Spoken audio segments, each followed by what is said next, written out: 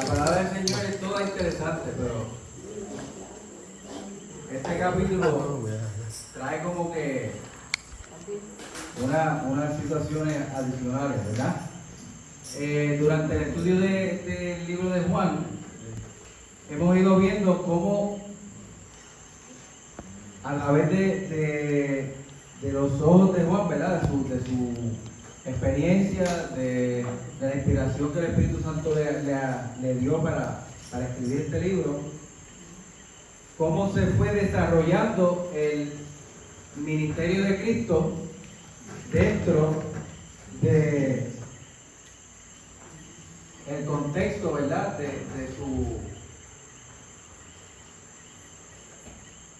De lo que Cristo vino a hacer a la tierra. Así que hemos visto diferentes tipos de obras, milagros, gente que ha amado lo que Cristo ha venido haciendo, otros que se le han ido en contra, ¿verdad? Y mientras estas cosas van pasando en el pueblo, pues los fariseos siempre han estado como el buey boricua de Ilote. ¿Sabe que usted va a buscar un buey y el buey lo primero que hace es que levanta las dos palancas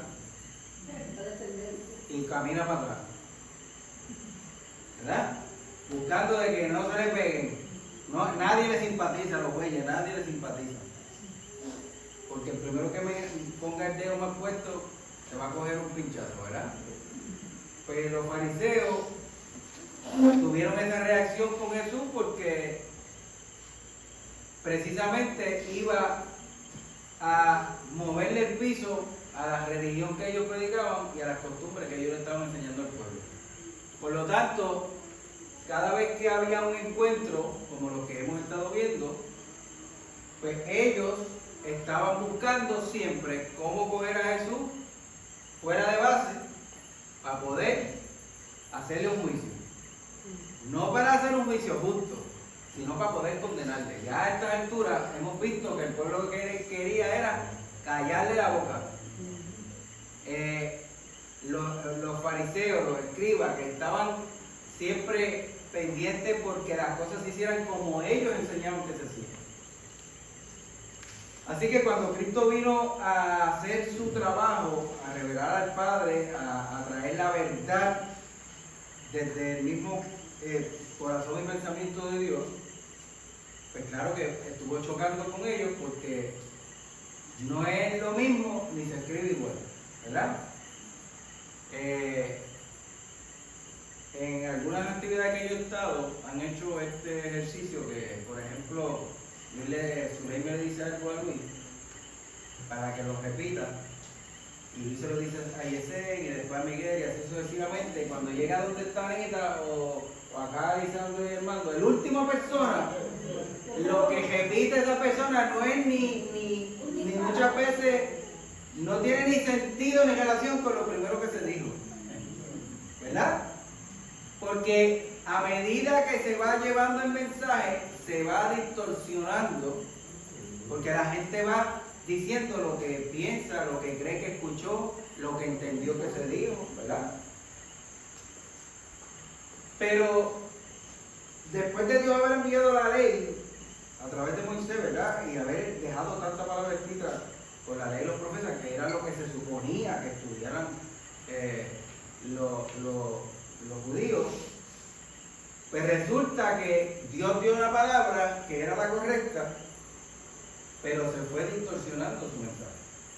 Y a estas alturas, lo que se le estaba comunicando, enseñando y exigiendo al pueblo vivir, prácticamente era desconocido a lo que Dios dijo desde el principio. Por eso Dios envía a su Hijo, porque no hay nadie mejor que le pueda representar que su Hijo mismo, para que las palabras de Dios vuelvan a ser realidad en medio del pueblo que está escuchando. Así que Dios se encargó de enviar a un heraldo que no iba a confundir el mensaje, con un propósito, con una misión clara y específica. Cristo, la imagen del Dios viviente. Así que hemos estado viendo cómo esas dos fuerzas, ¿verdad?, se unen, y cuando se unen chocan, porque el mensaje debería ser el mismo, pero no lo es. Por lo tanto, hay una preocupación y un deseo genuino de Dios, ¿verdad?, de salvar la humanidad, de reconciliar a la humanidad consigo mismo. Por eso envía un mediador, que es Cristo.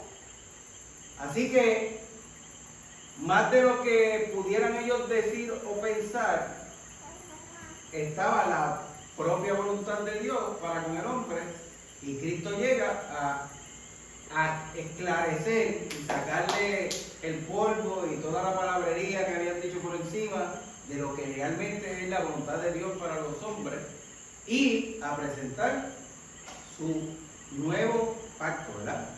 Así que dentro de todo lo que Cristo ha estado manifestando, enseñando y ejerciendo, pues hemos visto cómo ha ido creciendo el ministerio y la profundidad de Cristo en la tierra, pero también cómo ha ido creciendo la enemistad y el odio que tenían los líderes religiosos contra Jesús mismo.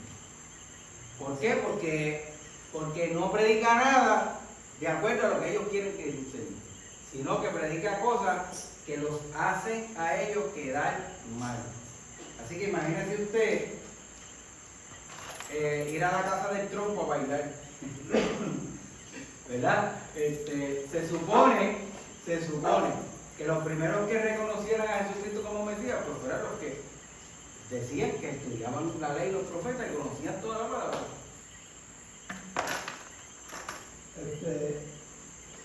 Es bueno entender por qué sucedió así. ¿Por qué sucedió así? Y yo entiendo, no sé si es cierto. Y puede que tú lo hayas dicho ya, y yo no oigo muy bien. Pero es que antes no había Biblia. No había Biblia como este.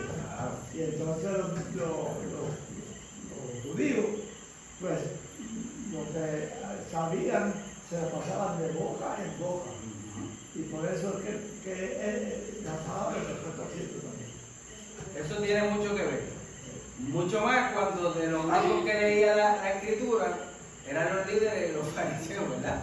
Porque como eso ya lo hemos dicho, sí, pero bien, bueno es el punto, porque nos hace pensar en por qué, ¿verdad?, las cosas estaban como estaban a ese punto. En uno de los capítulos recientes que estudiamos, decían, pero ¿quién es Jesús? Si ese ni ha estudiado, ¿cómo es que está enseñando la palabra de Dios si no sabe ni leer? Porque se suponía que nadie que no hubiera estudiado, ¿verdad?, bajo los criterios de ellos y su enseñanza, pues podía hacer uso correcto de las escrituras, excepto de la dependencia que ellos tenían. Eso se llama, Carmelo, ¿no? Eso que tú hablas, que es muy correcto, se llamaba tradición oral. Y la tradición oral era lo que hacía que los padres le contaran a los hijos a los nietos, y los nietos a los bisnietos, y así, ¿verdad? Por eso, cuando llega el momento específico, Esdras y Nehemías se dan cuenta de que por lo que ha estado viviendo el pueblo podía perecer el legado espiritual que tenían, y deciden comenzar a escribir. Hace unas clases atrás también dijimos que al inicio el idioma de los hebreos no tenía vocales, así que era más difícil todavía que cualquier persona pudiera leerlo, porque había que saber interpretar lo que se leía. Así que, pues todas estas cosas mantenían un control para los escribas y fariseos, que se servían de el conocimiento que habían adquirido y de la palabra de Dios para usarla para sus propios fines, no era para que Dios fuera glorificado. Y a ese punto, pues, tuvo que venir Dios mismo encarnado, ¿verdad?, Jesucristo, a poner orden. Al principio del libro de Juan, estuvimos viendo cómo Jesús llegó al templo y volcó las mesas y dijo, espérense, que ustedes han hecho de la casa de mi padre una cueva de ladrones y esta es casa de oración. ¿Por qué? Porque estaban practicando allí mismo cosas que estaban totalmente distantes de la voluntad de Dios para aquel lugar y aquel recinto sagrado. Y así, pues si se adulteraban las actividades del templo, imagínense la palabra que se predicaban en él. Así que hoy tenemos que darle gracias a Dios porque nosotros estamos disfrutando del beneficio de poder tener la escritura, ¿verdad? Tenemos un conocimiento previo. Y aunque aquí hay mucha gente que no sirve al Señor, también es cierto que mucha gente se sabe historias bíblicas, sabe bastantes cosas de la vida de Jesús, ¿verdad? Porque de una forma o de otra han escuchado el Evangelio. Por un tío, por un primo, por la abuela, por el vecino, porque aquí hay montones de iglesias por kilómetros cuadrados, ¿verdad? Así que hoy nosotros podemos tener tal vez una mentalidad distinta y cuando estamos leyendo la Escritura se nos parecería que hay cosas raras porque estamos pensando como si la hubieran escrito ayer. Pero esto se escribió hace muchos años, ¿verdad? Así que las facilidades que tenemos hoy no las tenían ellos.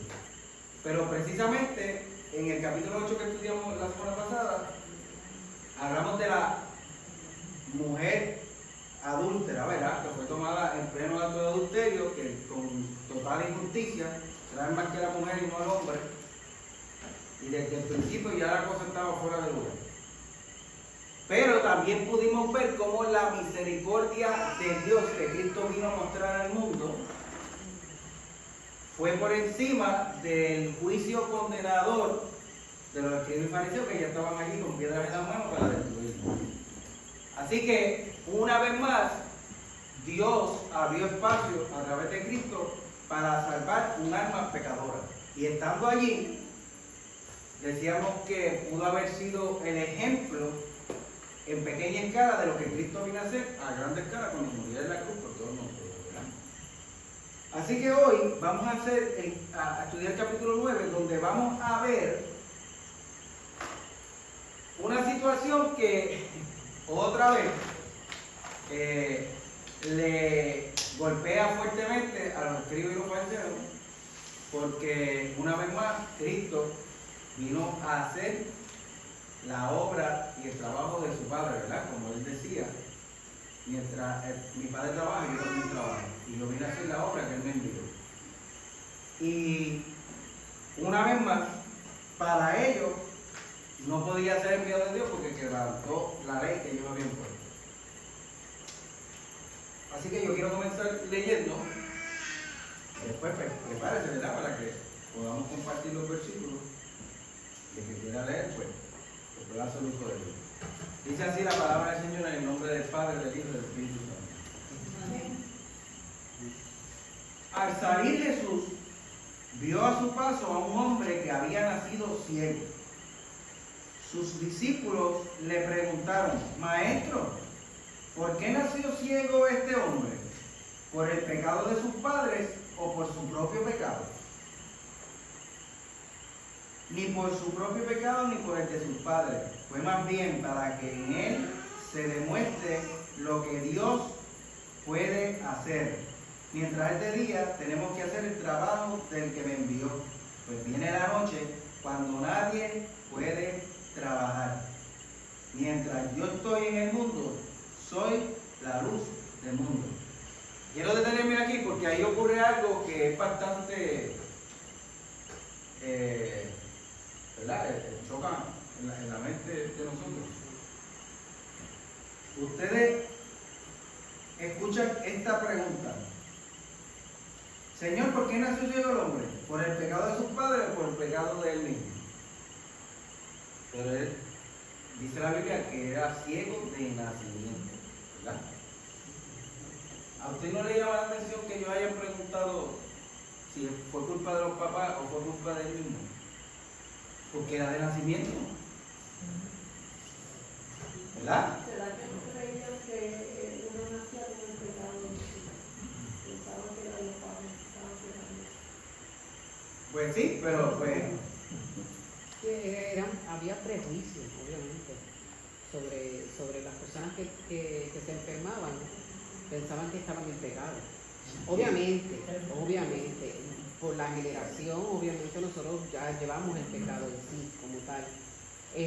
Pero realmente el ciego no era realmente por el pecado, era porque era ciego nacido.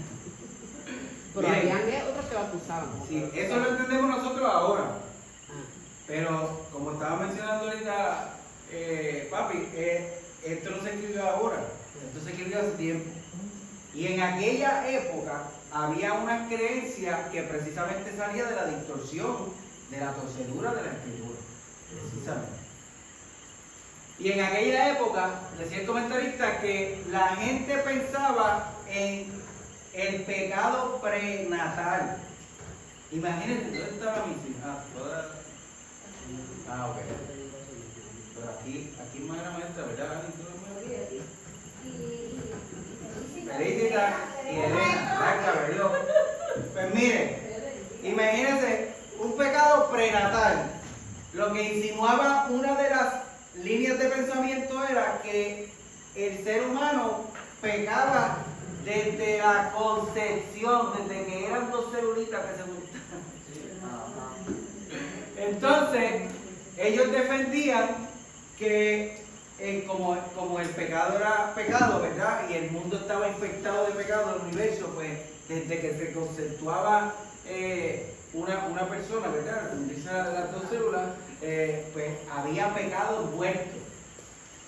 Y en cierta manera sí, pero no es de esta forma en la que ellos decían, no, él pecó, el bebé pecó en el vientre. Pero había otra escuela de pensamiento que decía que si fuera así, pues entonces como los bebés eran malos desde la barriga, pues entonces entrarían a patadas al vientre de la madre y romperían la placenta y se volvería un revolú y se salían por ahí, ¿verdad? Porque el pecado lo que hace es destruir, ¿verdad?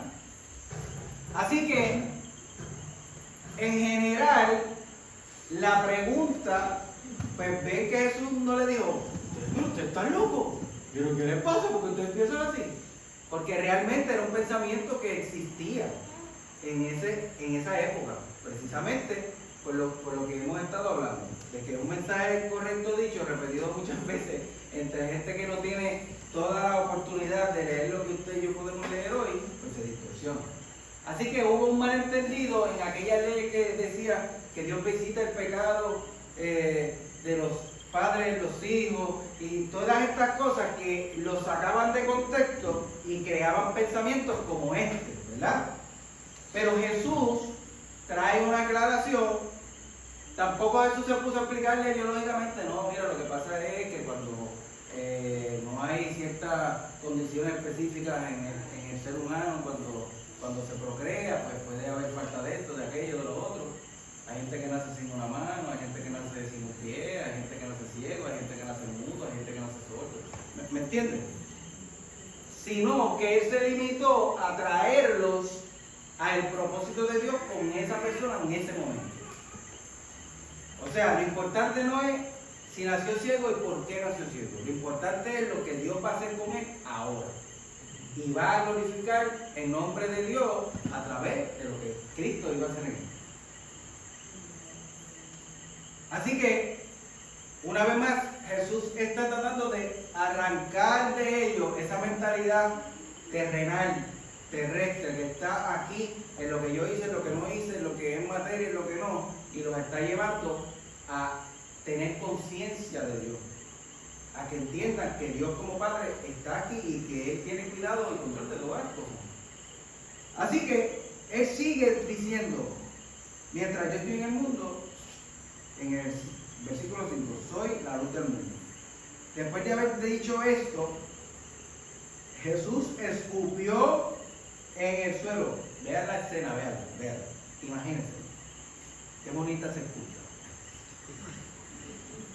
Después de haber dicho esto, Jesús escupió en el suelo, hizo con la saliva un poco de lodo y se lo untó al ciego en los ojos.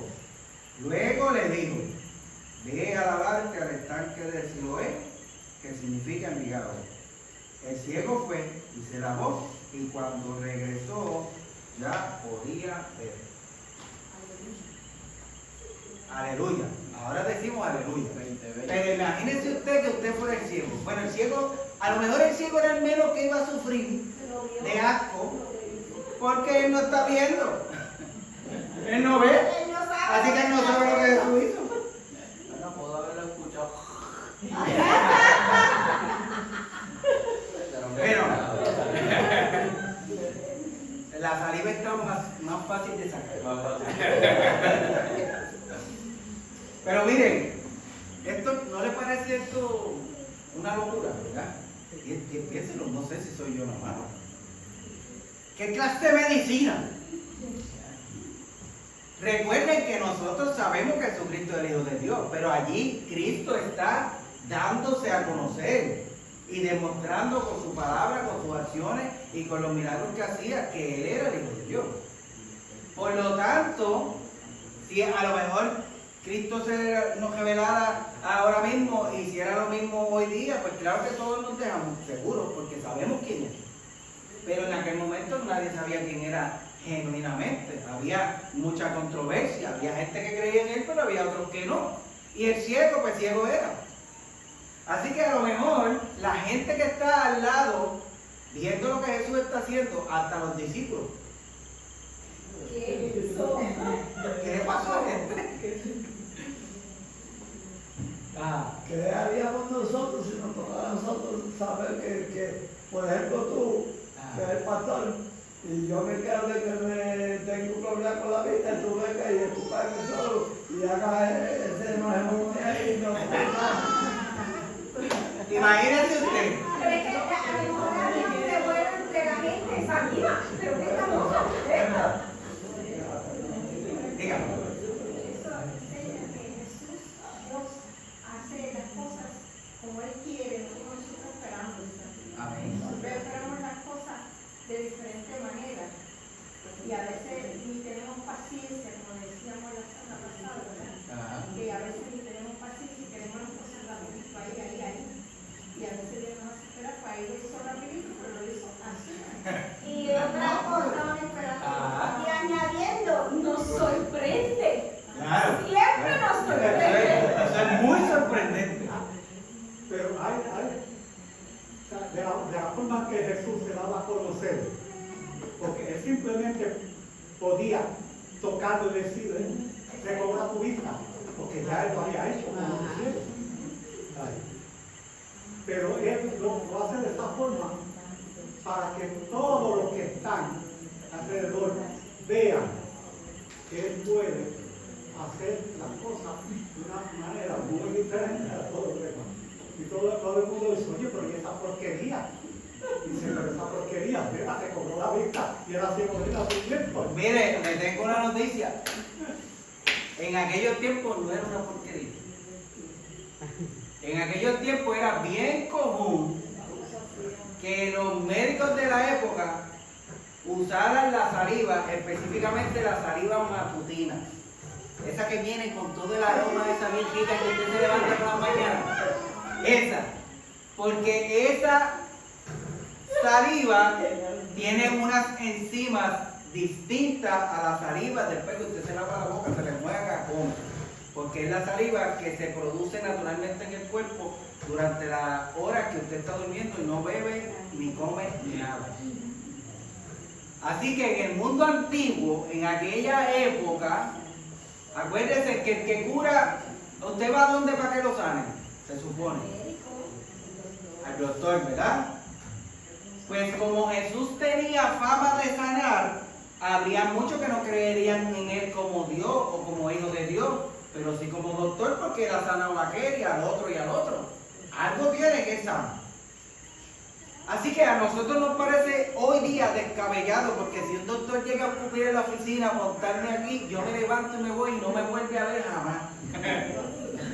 Para eso me ocupo yo, que yo sé que hay en mi boca. ¿Verdad? Pero, Que venga, espera un momentito, deja ir al patio un momento.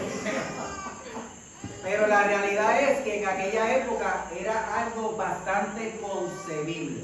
Por eso usted ve que en el transcurso de el texto no se habla de que la gente se asombró, ni los discípulos dijeron, mira, ¿qué está haciendo Jesús? Qué loco, qué porquería. No hay ninguna de esas cosas, porque para aquel tiempo la gente pensaba de un médico, pues él sabe lo que hace, pues que lo haga como él quiera. Así que hay cierta notabilidad del uso de Jesús mismo en el conocimiento del contexto donde estaba viviendo, de las cosas que se practicaban en aquella época para atraer la atención y también poder ser de bendición y beneficio a la gente que estaba allá. Por lo tanto, recuerden que hay otro caso que había un sordomudo y le escupió en la boca. ¿Se recuerdan de esa ocasión de Jesús? Así que no fue la única vez que él usó saliva. Pero Jesús usó dos elementos. Uno, que iba de acuerdo con lo que la teoría filosófica de la medicina podía usar, que era la saliva. Y otra, que lo manda a lavarse específicamente al estanque de Siloé. Y ya habíamos dicho cuando se sanó el paralítico que estaba allí en el estanque, que ellos creían que esa agua tenía algo, ¿verdad?, especial. Así que la obediencia, porque aquel hombre nunca vio a Jesús, no lo había visto, no había visto a nadie porque era ciego de nacimiento. Pero él escuchó, ¿verdad?, recibió el toque de Jesús, hizo Jesús lo que hizo, y él le dice a Jesús, ve allá y lávate. Ve a lavarte el estanque Siloé, que significa enviado. O sea, él envió al ciego al enviado. Y el enviado fue el ciego a lavarse los ojos allá. Y dice que cuando regresó ya podía ver. Así que, ¿ustedes recuerdan la situación de Naamán el sirio? Naamán, que tenía lepra, era un general del ejército. Y Naamán reconocía que en el hombre de Dios había una autoridad y la capacidad de poder sanar, ¿verdad? Así que mata a su siervo para decirle, mira que tengo esta situación, yo quiero ser sano. Pues entonces, el profeta le dice, pues, que vaya a lavarse, se tire 7 veces en el río Jordán. ¿Y cuál fue la reacción de él? A lo mejor la que hubiéramos tenido nosotros con la saliva. En esa agua. Ese río es una porquería. Eso está todo sucio. No hay mejores ríos aquí donde yo vivo que no pueda. Más limpio, con aguas más puras. Si yo estoy lleno de lepra, me voy a contaminar más con esa agua tan sucia. ¿Por qué ustedes creen que eso pasa? Porque como hemos dicho siempre, Dios conoce el corazón del hombre. Y la lepra de Naamán era más de adentro que de afuera. Porque estaba lleno de orgullo, de soberbia. Miraba a todo el mundo por encima de su hombro porque él era el que era. Y él no podía. ¡Qué bajeza! Mira esa porquería de río de ustedes. Yo mejor me baño en uno de acá, pues, high class. Así que cuando Dios trabajó con Naamán, le sanó el alma y le sanó el cuerpo. Porque tuvo que, si tú quieres sanidad, tienes que dejar el orgullo y la vanidad. Y cuando él estuvo dispuesto a ser humilde y a obedecer, entonces fue y obedeció las instrucciones y Dios lo sanó. Esta persona, imagínese usted, yo para mí siempre pienso que es más malo, o debe ser más difícil, uno haber tenido vista y perderla, ¿verdad?, que una persona que nunca ha visto. Porque si nunca ha tenido ese sentido, pues no lo extraña. Y todos sabemos que esas personas ciegas desarrollan más otros sentidos. El tacto se vuelve una cosa increíble, la audición, como que son más sensoriales, ¿verdad? Sí, hasta esto lo sintió. De las cosas que están a su alrededor, ¿verdad? Buscan cómo poder reaccionar y relacionarse con su entorno usando los otros sentidos que le quedan. Pero de igual manera, este hombre vivía en la comunidad, tenía familia, padres, amigos, ¿verdad? Entonces imagínense ustedes estar en una conversación donde está diciendo todo el mundo, mira qué lindo está el cielo hoy, mira esa luna, mira qué belleza, mira la estrella, qué bella se ven, como brilla aquella, como la otra, y el tipo ahí. Y no puedo ver. Yo veo lo mismo todo el tiempo, todos los días, lo mismo estar dormido que despierto, veo lo mismo.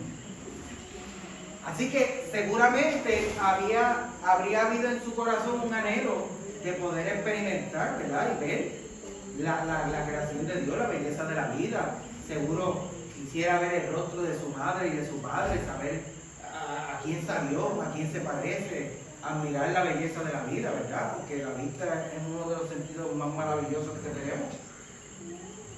Por eso, este hombre no sabía quién era Jesús, nunca lo había visto, no sabía quién le hablaba, pero él quería recibir la vida. Así que de parte de él, a diferencia de Naamán, no hubo una contradicción, ni una queja, nada. Jesús le untó lodo en los ojos, le dijo, vete a lavarte. Y él fue tranquilito y fue, y se lavó. Lo maravilloso fue que cuando vino de acá para acá, tenía vista que nunca había podido ver. Así que imagínese usted cómo de allá para acá vendría ese hombre así, mirando para todos lados, viendo las cosas como, wow, y esto y lo otro, ¿verdad? Porque obligado que conociendo las voces de la gente que quizás conoce, mira, está en tu casa. este es fulano, ¿qué es fulano? ¿Y cómo está? Ayer William me llamó. ¿Ah? Bueno, por lo menos había agua. En el río del agua se miraba. Claro. Ayer William me llamó para estar seguro de los días de culto y las horas y eso, ¿verdad? Entonces me pregunta, ¿sabe quién te habla? Y yo digo, claro. Bueno, yo le digo Willy porque en casa él es Willy Correa, ¿verdad? Toda la vida. Así que, pues yo digo, sí, Willy. Ah, pues sí, que esto, que lo otro. Entonces, yo le estaba diciendo a mi esposa hoy que seguramente pues, ustedes también pueden, pero a mí me ayuda mucho mi sentido del oído en eso de las voces, porque mi cerebro se memoriza tanto la voz de alguien que aunque yo no lo estoy viendo o no lo haya visto en mucho tiempo, yo escucho la voz y ese es fulano de tal. Y me pasa eso, ¿verdad? Imagínense este hombre que de la única forma que conocía a la gente era por la voz. Así que Lisandro está diciendo exactamente eso, porque lo más lógico. Estoy escuchando la voz de Lucy, pero nunca la he visto. Pero a la vez que la escucho, yo veo a esa señora, yo no sé quién es. Y si me ve así mirando, decía, Lucy se ría de decirme, ¿tú puedes ver? ¿Qué te pasa? Eres Lucy, ¡ay! Con mucho gusto. ¿Por qué? Porque sería todo nuevo para él, ¿verdad? Es una nueva forma de experimentar la vida y el mundo en el que vive. Pero como pasa en todas las situaciones que hemos visto, los escribas y los fariseos no se hacen esperar. Y en un momento tan maravilloso, de tanta alegría y gozo y de seguramente emoción, ahí entran ellos a interrumpir. Y mira lo que sucede. El ciego se lavó y cuando regresó ya podía ver. El 8 dice, los vecinos y los que antes lo habían visto pedir limosna se preguntaban, ¿no es este el que se sentaba a pedir limosna? Unos decían, sí es él. Otros decían, no, no es él, aunque se le parece mucho. Pero él mismo decía, sí, yo soy. Imagínense, él está emocionado, viendo todas las cosas nuevas, no ha visto nada nunca, él está conmocionado, está dando indicios de que ve, ¿verdad? Están mirándose con esto, con aquello, con el vecino, con el amigo, Así que la gente que lo conoce está reaccionando justamente con él, porque están maravillados también, porque ellos lo conocen. Este muchacho era el que pedía limosna, era el ciego de nacimiento, no puede ser posible que vea. Era tan increíble que algunos decían, no puede ser él porque está viendo. Wow, pero este se parece demasiado, es el mismo. Es el mismo, lo único que ve. Así que hay un debate porque la gente está mirada, pero, ¿verdad? De acuerdo a la fe de cada cual, pues están reaccionando a lo que está pasando en el momento. Unos dicen que es, otros dicen que no es, Y él, escuchando, ¿verdad?, la conmoción de cada uno, dice, sí, soy yo. Entonces le preguntaron, ¿y cómo es que ahora puedes ver? Él le contestó, ese hombre que se llama Jesús hizo lodo, me lo untó en los ojos y me dijo, ve al estanque de Siloé y lávate. Yo fui y en cuanto me lavé, pude ver. Entonces le preguntaron, ¿dónde está ese hombre? Y él dijo, no lo sé. A lo mejor estaba frente a él y no sabía porque nunca lo vio. Y si Jesús está callado, pues no va a saber quién es porque no lo escuchó. Aparte de que si era la primera vez que tenía un encuentro con Jesús, como describe el texto, ¿verdad? Pues no es que conocía la voz de Jesús así, como que yo lo escucho todos los días, sé quién es, ¿verdad? Hubo un intercambio de inquietudes, de alegría, de emoción, de celebración, ¿verdad? Porque la gente que sabía quién era y que era ciego de nacimiento estaba conmocionada porque ahora podía ver. Pero él no puede describir nada más acerca de Jesús. Bueno, ese hombre que se llama Jesús, ese hombre, ese cual, pues no sé cuál es, ese hombre, no lo vi. Así que seguramente en lo que él fue al estanque y regresó, pues ya Jesús no estaba en el lugar. Así que la gente quiere descubrir quién es. A lo mejor también tenían padecimiento, ¿verdad? O simplemente por la curiosidad de ver quién es el que hace esos milagros así, porque tú eras ciego de nacimiento y todos lo sabemos. Lo importante es que él no pudo decir quién es. Solo dijo, ese hombre que se llama Jesús fue el que me sanó. ¿Quién es? ¿Dónde está? No lo sé. Así que vamos a ver ahora qué es lo que comienza a pasar desde la mente y el corazón de los fariseos. Del 13 en adelante. ¿Alguien que quiera leer? Elena.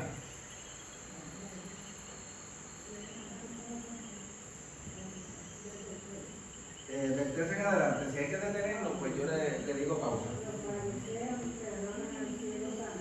Ajá. Escuche esto. Llevaron ante los fariseos al que había sido ciego, y era día de reposo, cuando Jesús había hecho el lodo y le había abierto los ojos. Volvieron pues a preguntarle, también los fariseos, ¿cómo había recibido la vista? Él les dijo, me puso lodo sobre los ojos, y me lavé y veo. Entonces algunos de los fariseos decían, ese hombre no procede de Dios, porque no guarda el día del reposo. Otros decían, ¿cómo puede el hombre pecador hacer estas señales? Y había disensión entre ellos. Pausa. Vuelve otra vez la burra al trigo.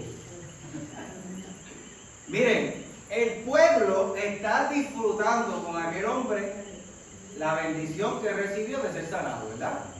Imagínense usted que lo conocían. De hecho, los discípulos lo conocían también. El comentarista estaba explicando que debería ser un hombre famoso, o sea, conocido en el lugar donde él vivía, porque pues, la gente por tantos años pasaba y lo había visto por ahí. Pero los discípulos de Jesús conocían su historia porque sabían que había nacido ciego. O sea, no era que era un cieguito que se paraba ahí, no, ese hombre es ciego de nacimiento. Por lo tanto, la gente estaba disfrutando con él de su sanidad. Y aquí una vez más aparecen los escribas fariseos que siempre van rastreando a Jesús por donde quiera que iba para ver de qué manera lo cogemos en pifia y podemos hacer lo que nosotros queremos con él, que es callarle la boca y silenciarlo para siempre. Cualquier parecido con lo que sucede hoy día cuando la gente quiere hablar de Dios y testificar de su fe, de la fe en Cristo, porque la única que se ataca es la fe en Cristo. Las demás personas pueden decir lo que quieran Creen en un palo, creen en el mango, creen en el poste, lo que sea, no importa. Chichichija. Pero que no diga creo en Jesucristo como Salvador, te persiguen, te silencian. Pero no sé por qué nos asombra eso, porque Jesús lo dijo desde el principio. Por causa de mi nombre los van a perseguir, los van a desechar, los van a excomulgar, le van a hacer 20 cosas. Pues mire, lo que debemos hacer es darle gloria a Dios, porque quiere decir que vamos por buen camino. Amén. Pero aquí vuelve nuevamente a haber objeción, ¿verdad? Porque los escribas y fariseos están interrogando al que fue sanado, interrogando. No era que le importaba mucho qué fue lo que pasó y si está sano ahora, no fue para felicitarlo ni para decirnos que estamos contigo, hermano, que bueno, vamos a hacer una actividad especial para que tú cuentes las grandes cosas que Dios hizo contigo. No. Ellos estaban pendientes de que era sábado, el día que Jesús lo sanó, hizo lodo y violó la ley. Así que no importa el milagrazo que Dios hizo ahí, sabiendo todo el mundo que era un hombre ciego de nacimiento, no, es que era sábado, tú no podías hacer lodo, porque recuerden, ¿verdad?, que hablamos de todas las cosas exageradas que los escribas y fariseos le añadieron a la ley, que no podías cargar peso. Miren, yo estaba leyendo que si la sandalia tenía tachuela, no podían usarla el sábado, porque los clavos pesaban mucho y era llevar carga. Así de exagerado era el pensamiento de los religiosos, que quitan la vista de lo que Dios realmente anhela y espera de nosotros para nuestro bien y ponen esa cosa que hallan en los ridículos. Por eso Jesús les decía, hipócritas, escribas y fariseos, porque ustedes ponen carga en sus hermanos que ustedes no tocan ni con un palo largo. Porque es bueno exigir y estar en un lugar de poder para demandar, pero el primero que no cumple con eso eres tú. Porque ¿quién iba a cumplir si nadie podía cumplir con eso? Era demasiado absurdo. Pues aquí el hecho que ellos presentaban no fue que Jesús sanó al ciego, no, era que era sábado y él hizo los dos. Así que fueron a interrogar para estar bien seguros. ¿Cómo fue que te sanó? No le dijeron, estás sano, qué bueno, me alegro, te felicito, lo que no. ¿Cómo fue que te sanó? Explícame. El día que Jesús hizo lodo y devolvió la vista al ciego era sábado. Por eso llevaron ante los fariseos al que había sido ciego y ellos preguntaron cómo era que ya podía ver. Él les contestó, me puso lodo de los ojos, me lavé y ahora veo. Algunos fariseos dijeron, el que hizo esto no puede ser de Dios, porque no respeta el sábado. Imagínense eso, hay un milagro que nadie puede hacer. No, pero no puede ser Dios porque era sábado y hizo lodo. Wow, qué pecador. Pero otros decían, ¿cómo puede hacer estas señales milagrosas si es pecador? De manera que hubo división entre ellos y volvieron a preguntarle al que antes era ciego, puesto que le ha dado la vista. Perdón. ¿Tú leíste ese llama?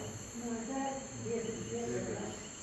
Todavía me quedé. Sí, en el 17. Ok, pues vamos para el 18. Siga por ahí.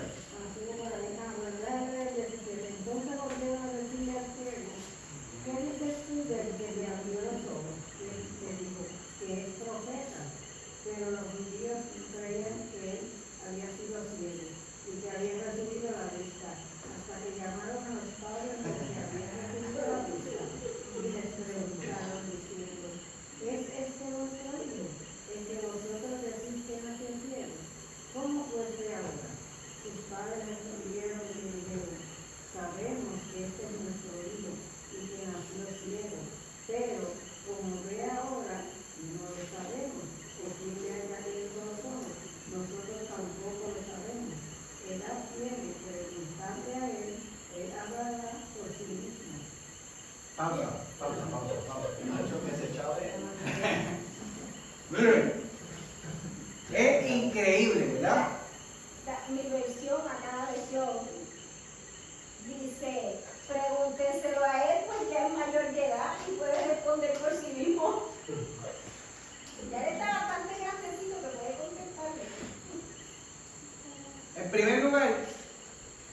No bastó, o sea, ellos no estuvieron satisfechos con la respuesta que le dio el hombre.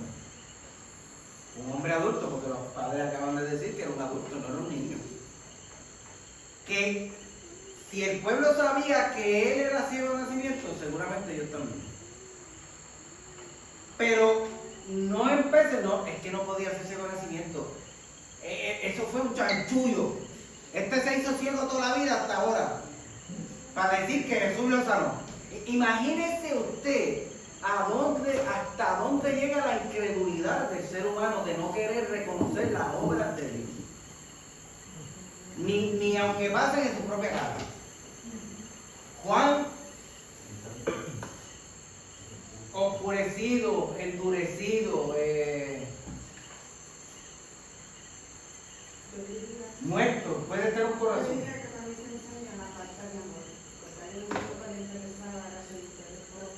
Claro.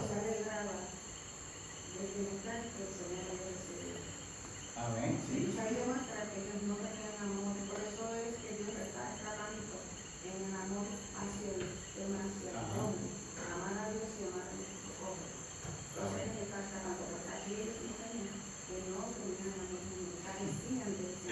Profundamente. Porque si hubieran tenido, se lo hubieran arreglado.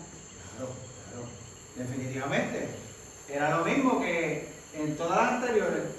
El tanque de Bethesda, Dios lo sana, era un milagro bien maravilloso, espectacular, notable a toda la vista de todo el mundo. Pero cargaste la camilla el sábado. Jesús lo hizo mal porque te sanó el sábado y tú cargaste la camilla el sábado, así que tú eres igual de pecador que él. No hay amor ninguno, porque en la religión no hay amor. La religión no es amor. Dios es amor.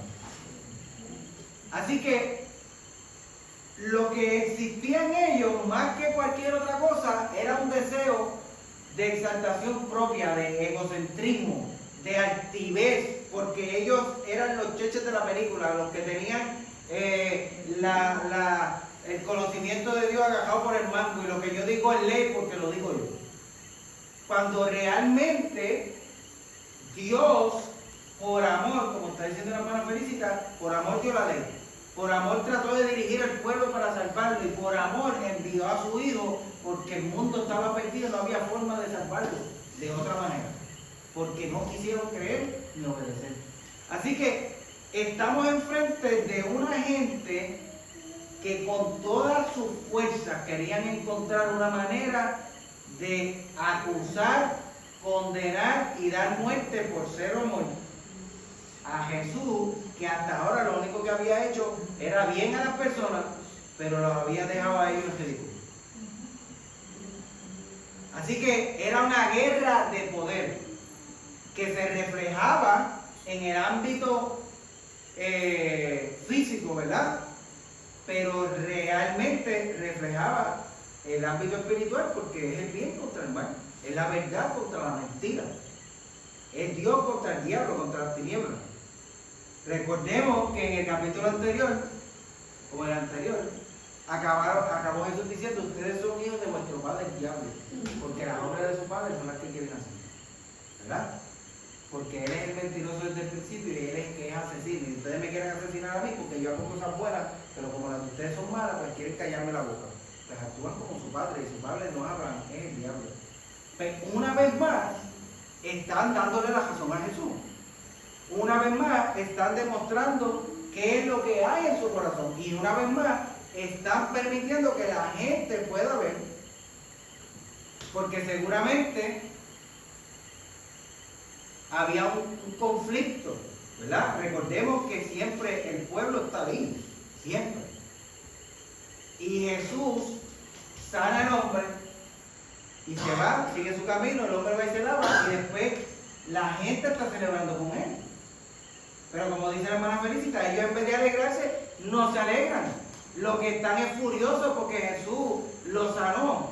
Interrogan al hombre, el hombre le dice lo que hay, pero ellos no quieren aceptarlo, y entonces preguntan a los padres, porque no hay forma de que ellos encuentren satisfacción de lo que está pasando, porque no va de acuerdo con sus planes y propósitos. Jesús sanó a un hombre que era ciego, pero a ellos lo que les importa es que violó la ley según ellos. Es que no importa lo bueno que haya hecho, es que violaste esto. Es que no es así como se hace. Tiene que ser como yo diga y no como Dios diga, ¿verdad? Para su entender, ese era todo el problema que estaba ocurriendo y ahora mismo hay un encontronazo.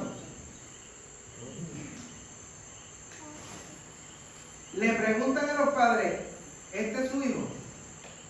Declaran ustedes que nació ciego, ¿cómo es que ahora puede ver? Sus padres contestaron, sabemos que es nuestro hijo. ¿Cómo? ¿En qué cabeza cabe hacer esa pregunta? Pues si lo llaman a ellos porque sabían que era su hijo, porque si no lo llaman, ¿verdad? ¿De qué otra manera van a llamar a esta pareja? Pues sabían que era el hijo, pero entonces, ¿este es tu hijo? Pues claro. ¿Pero él nació ciego? Pues sí. ¿Pero y cómo ahora puede ver?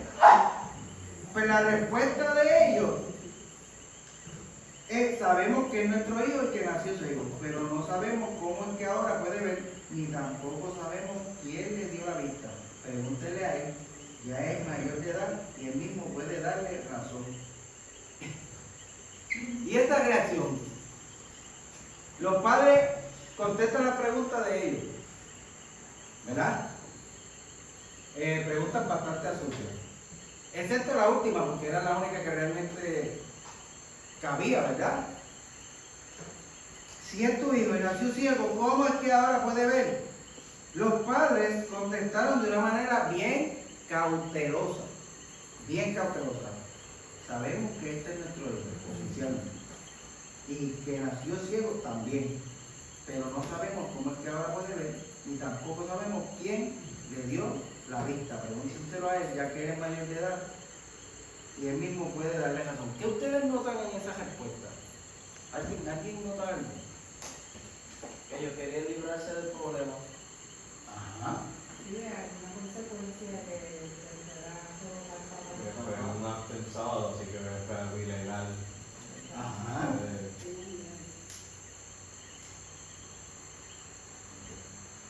Yo creo que ellos sabían quién había sido y quién no había sido, pero no se le remite las consecuencias.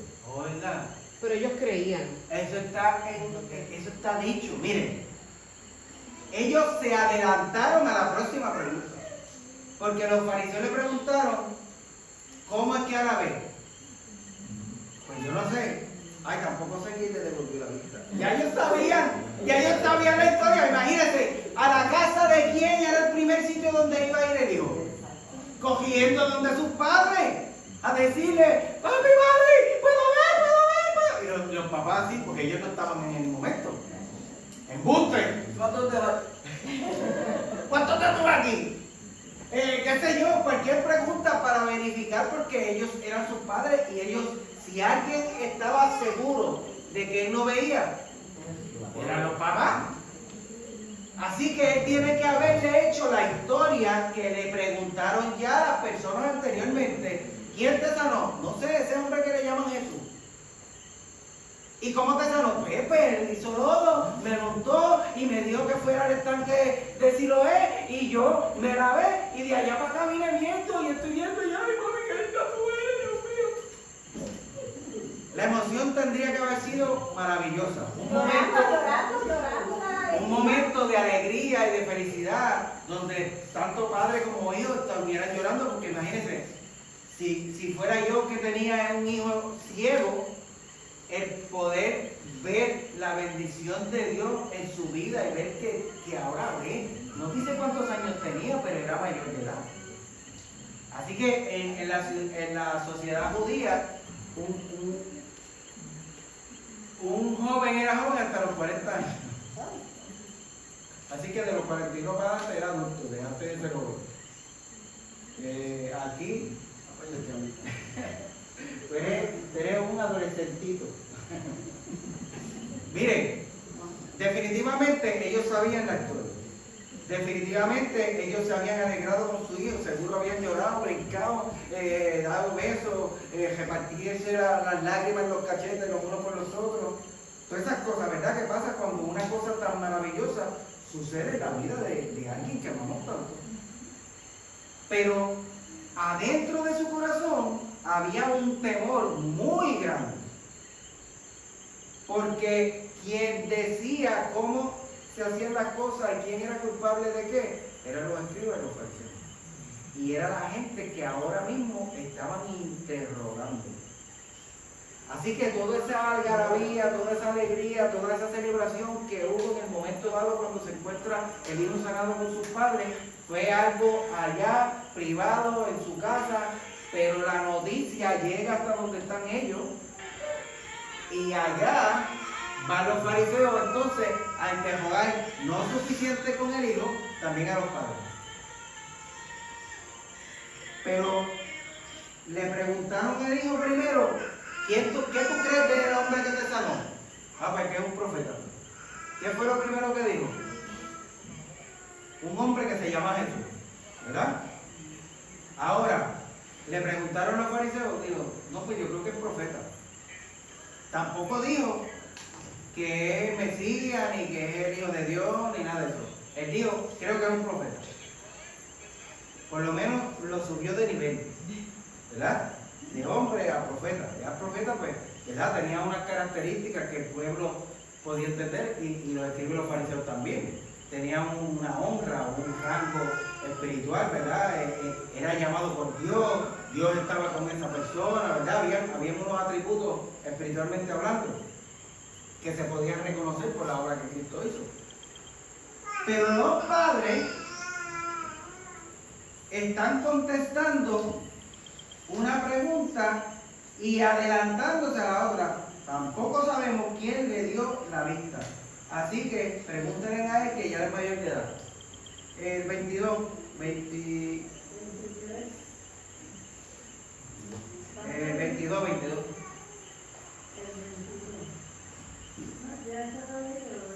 Pero ¿cómo ve ahora? No lo sabemos, porque él le haya abierto los ojos, nosotros tampoco lo sabemos. ¿Qué edad tiene? Preguntarle a él, hablará posible.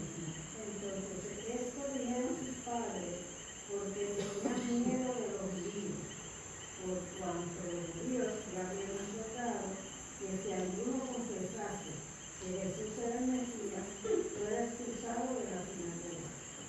Por eso dijeron sus padres que la tienen que preguntarse a él. Pausa.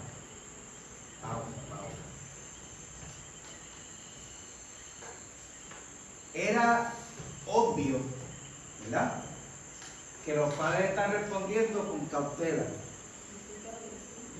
Y en el próximo versículo nos dice por qué. Porque no es solo que había autoridad en ellos para excomulgar, para sacar fuera.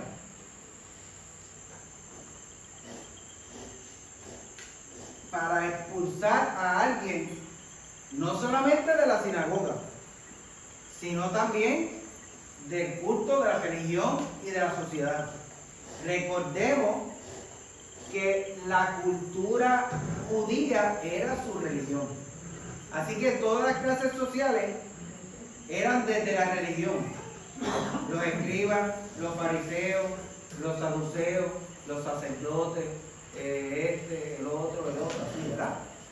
Y esa escala de clases sociales era tanto en el ámbito religioso como social, porque las dos cosas eran la misma.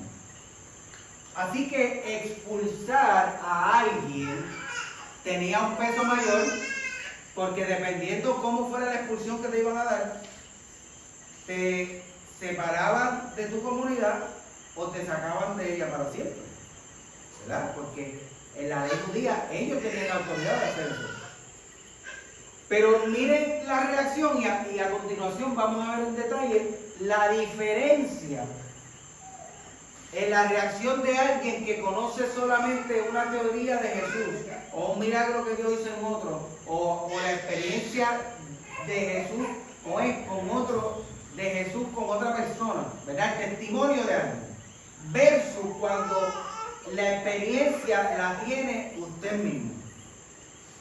¿Por qué? Porque los padres, queriendo evitar precisamente la expulsión, respondieron de una manera bien pensada.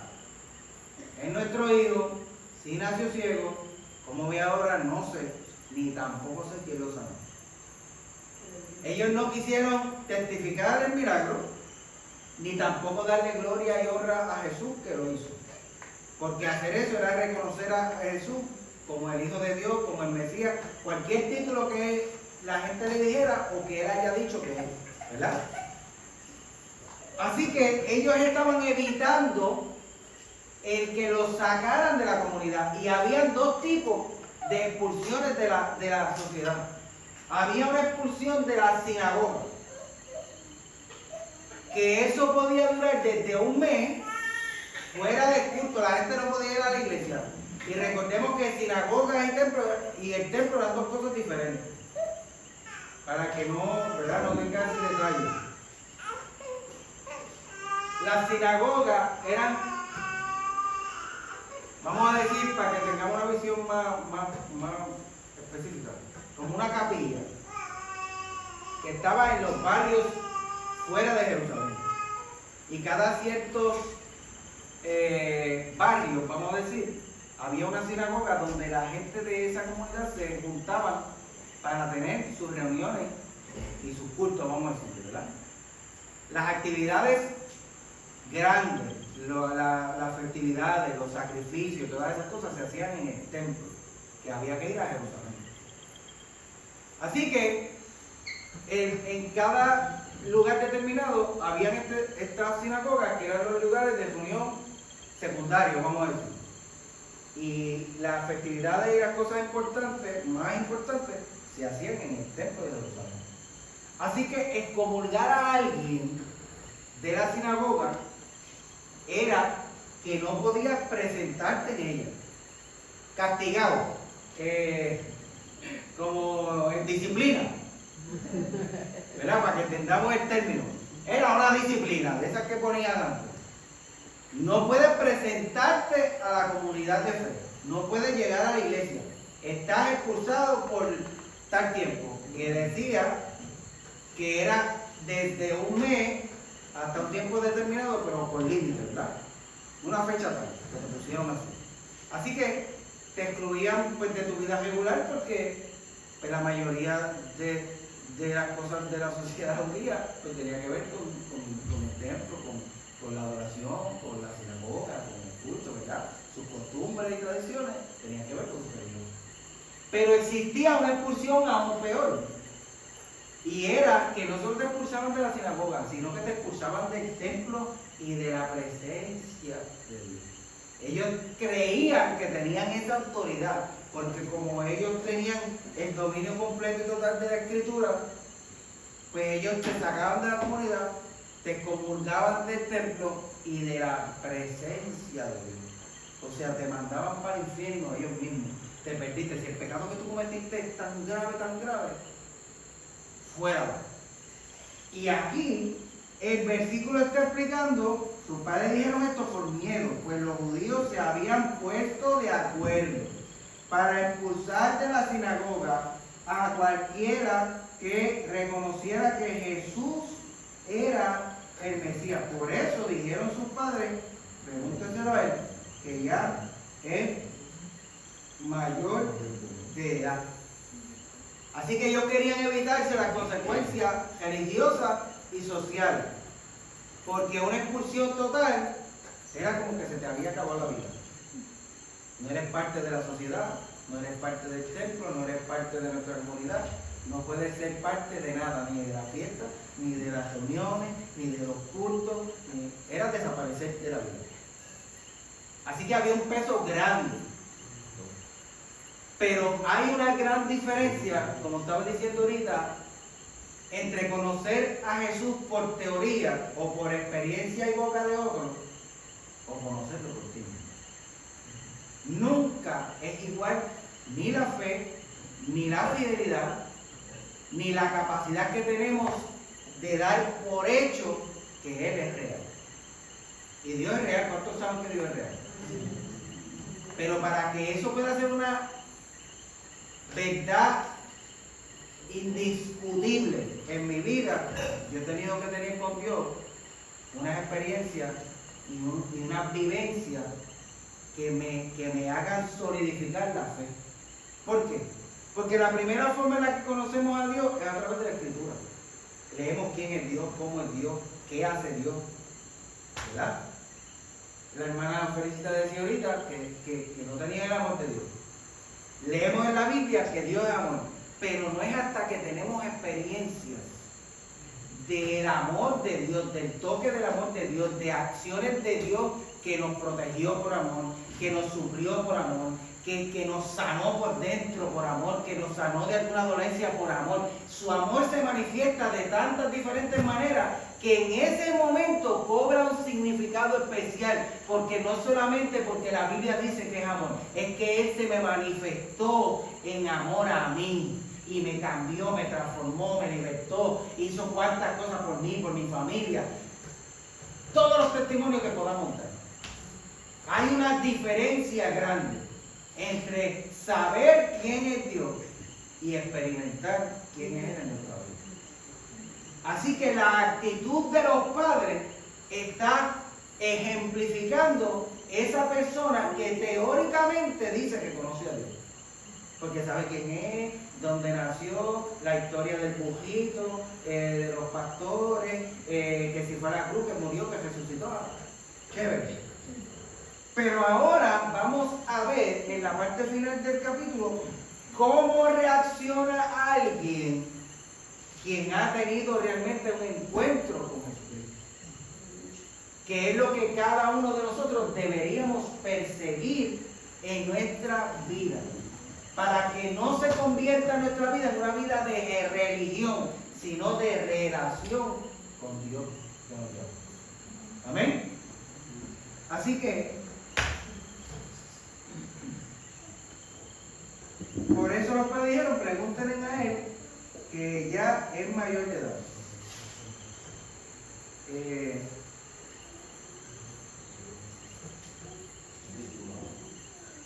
24. Sí. Ok. Sigue, venga. 24. Entonces volvieron a llamar al hombre que había sido ciego y le dijeron, da gloria a Dios, nosotros sabemos que ese hombre es pecador. Entonces él respondió y dijo, si es pecador, no lo sé. Una cosa sé, que habiendo yo sido ciego, Pausa, es que esto está bien interesante. Miren, escuche usted, ¿qué fue lo primero que dijo?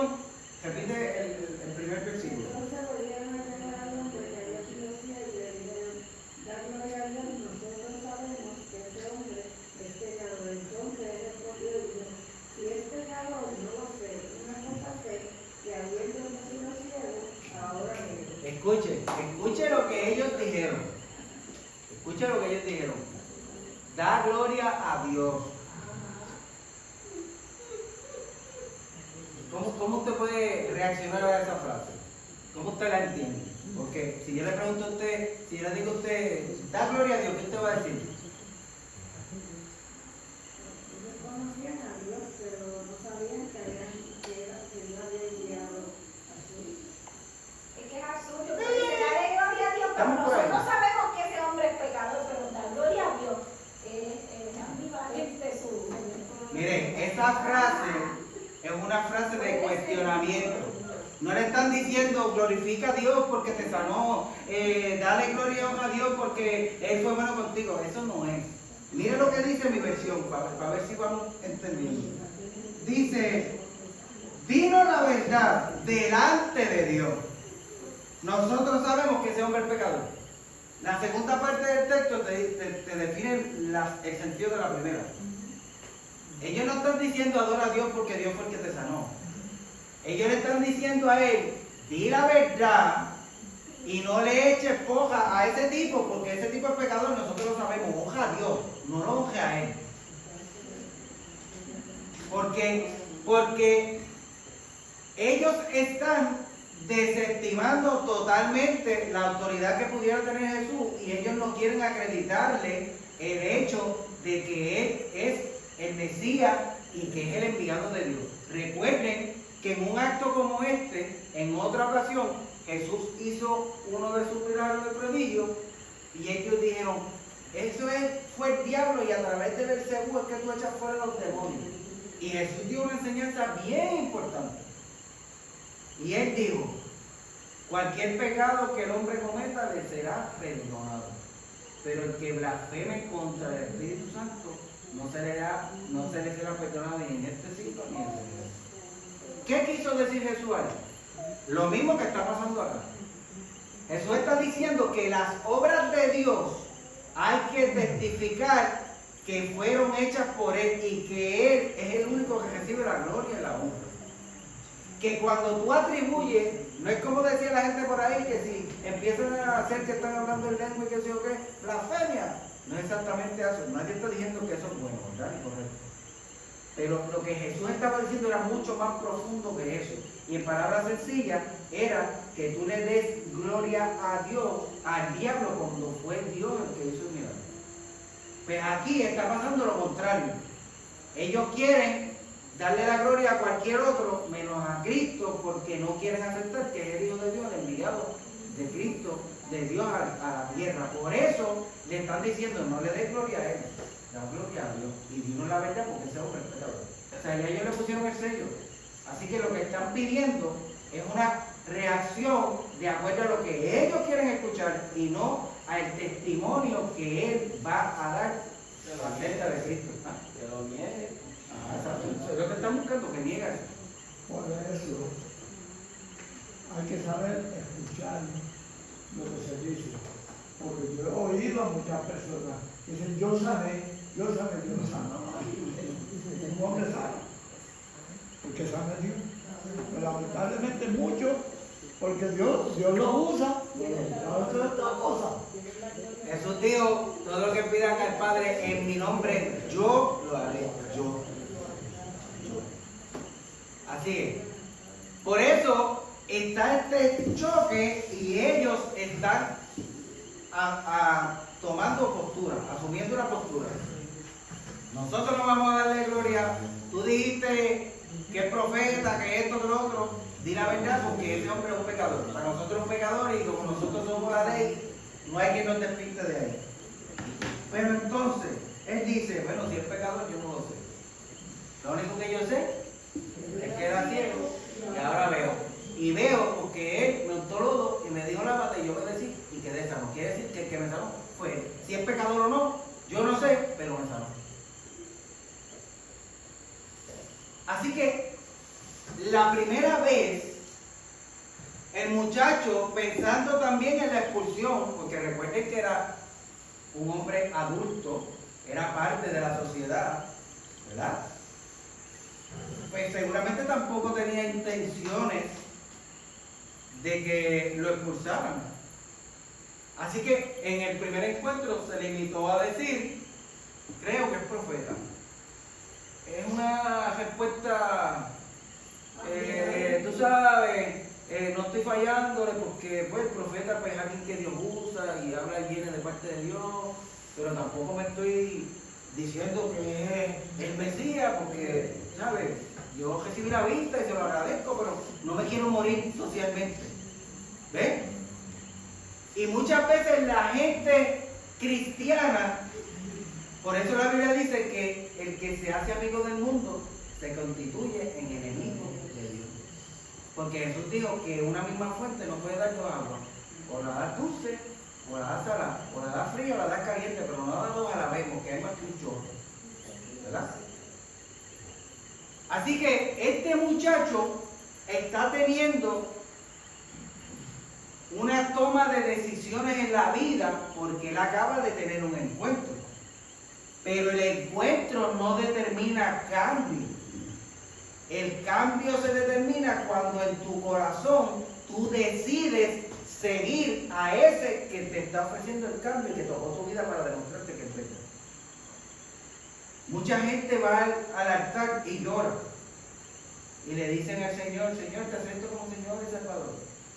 Pero salen de la iglesia, salen del evento, y cuando se dan cuenta que seguir a Cristo significa que tiene que dejar de vivir la vida y practicar lo que antes practicaban, dicen, caramba, pero es que a mí me gusta esto y aquello y lo otro.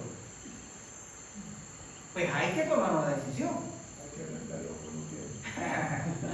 Hay un hombre que dice la Biblia que encontró el reino de los cielos, como aquel hombre que fue y escarbó en un campo y encontró una perla de gran valor y la dejó allí y fue vendió todo lo que tenía para comprar el campo, porque el campo incluía la perla. Y eso habla de toma de decisiones en nuestra vida. Si vamos a seguir a Cristo para glorificar su nombre y ser bendecidos y salvados por Él, o si vamos a dejarnos perecer conociendo la verdad, porque nos conviene más estar cómodos en este mundo que vivimos.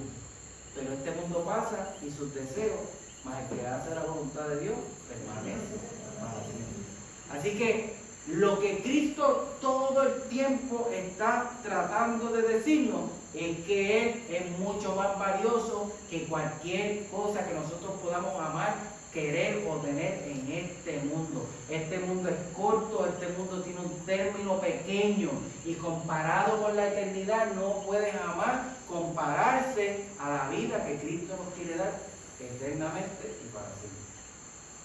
Así que en esta vida es que tenemos que tomar la decisión correcta para que podamos tener vida eterna con Cristo. Si es pecador no lo sé, lo que yo sé es que ahora yo era ciego y ahora veo. Elena, léate hasta el 24. Sí. Le volvieron a decir, ¿qué te hizo? ¿Cómo te abrió los ojos? Él les respondió, ya os he dicho y no habéis querido oír. ¿Por qué lo queréis oír otra vez? ¿Queréis también vosotros haceros un discípulo? Y le injuriaron y dijeron, tú eres un discípulo, pero nosotros discípulos de Moisés somos. Nosotros sabemos que Dios ha hablado a Moisés, pero respecto a este no sabemos de dónde sea. Tiempo. Que va a pasar mucho de aquí a que podamos volver a ver. Miren, yo no sé si usted puede imaginarse la escena, ¿verdad? Porque este muchacho vuelve, miren, lo interrogaron una vez, no bastó. Llaman a los padres, no basta, porque ellos están buscando lo que quieren encontrar. A ellos no les interesa realmente el milagro ni nada por el estilo. Ellos están buscando un objetivo, un único objetivo. Así que están pretendiendo que el muchacho niegue la verdad, niegue quién es Jesús y le dé razón para poder acusarle. Que cambie la versión. Sí, está como en el jurado, este fiscal que es el que machaba. Y aunque el testigo tiene la verdad, trata de confundirlo y de buscar la forma de que meta la pata porque quiere llevarlo a donde él lo quiere llevar. Pues así están ellos, buscando la manera de cómo encontrar condena contra Jesús y de que este hombre desestime lo que Cristo hizo por él. Entonces dice, volvieron a preguntarle, ¿qué te hizo? ¿Qué hizo para darte la vista? Ya el tipo se salió digo, ya. En ese momento él tomó una decisión.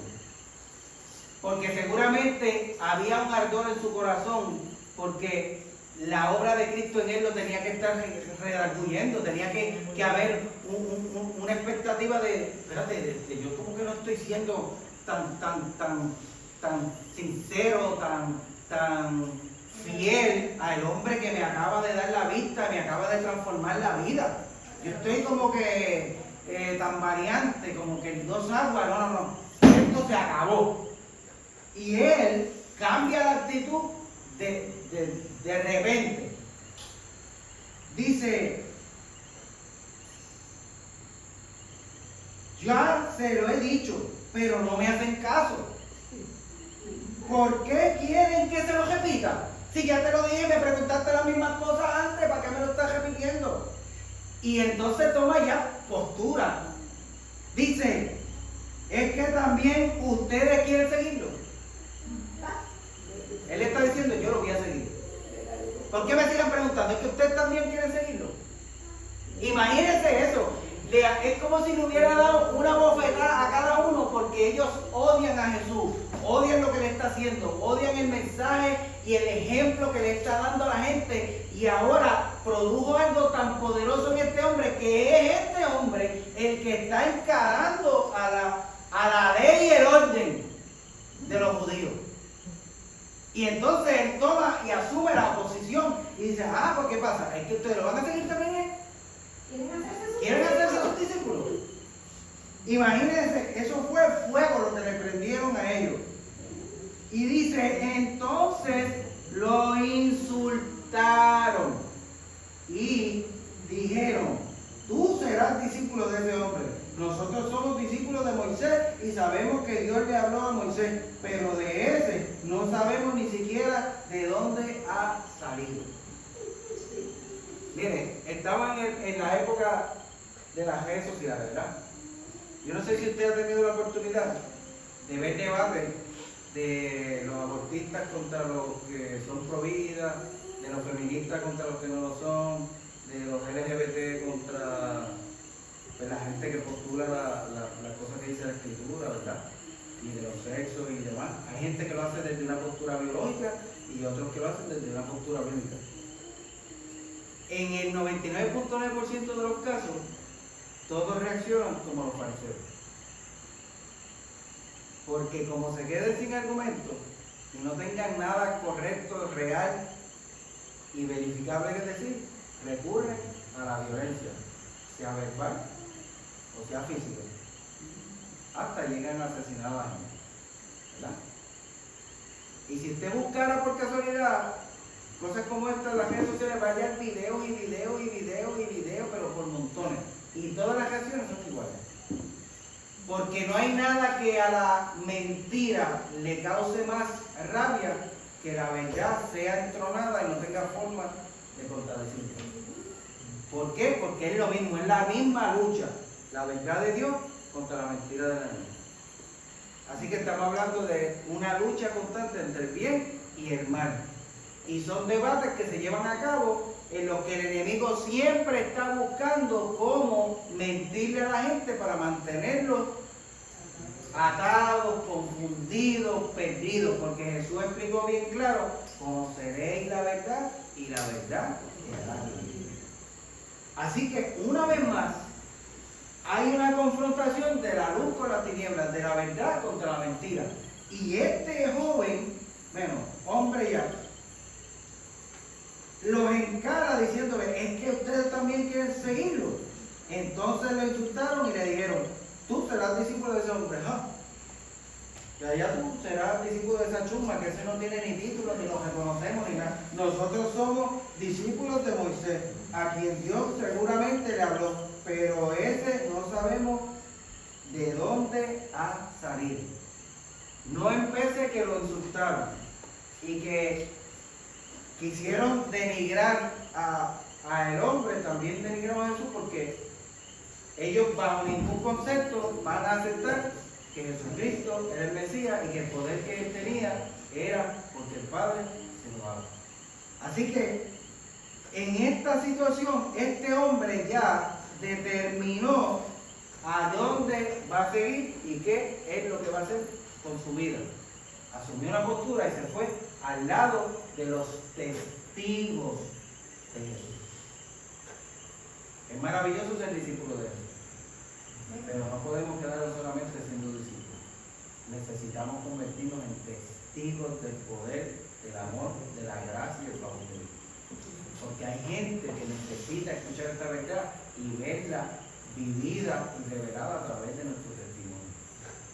Por eso es que necesitamos conocer la verdad, asumirla, vivirla, hacerla parte de nuestra vida para poder testificar a otros de las grandes cosas que Dios ha hecho. Elena, 30, ¿verdad? Respondió el hombre y les dijo, pues esto es lo maravilloso, que vosotros no sepáis de dónde